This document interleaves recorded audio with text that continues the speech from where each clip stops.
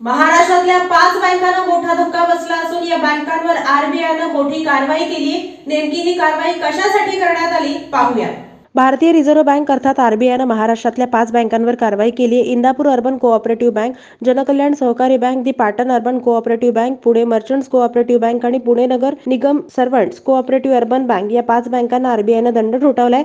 शहरी सहकारी बँकांसाठी गुंतवणूक मेंटेनन्ससाठी आरबीआयने दिलेल्या नियमांचं पालन न केल्याप्रकरणी इंदापूर अर्बन कोऑपरेटिव्ह बँक पुणेला 5 लाखांचा दंड ठोठावला। याशिवाय जनकल्याण सहकारी बँक मुंबईला 5 लाखांचा, पाटण अर्बन कोऑपरेटिव्ह बँक साताऱ्याला 2 लाखांचा दंड ठोठावण्यात आलाय।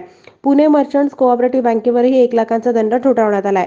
पुणे मर्चंट्स बँकेने निष्क्रिय खात्यांची वार्षिक समीक्षा केली नाही म्हणून आरबीआयनं ही कारवाई केली आहे। याशिवाय पुणे नगर निगम सर्वंट्स कोऑपरेटिव्ह बँकेवरही 1 लाखाचा दंड ठोठावण्यात आलाय।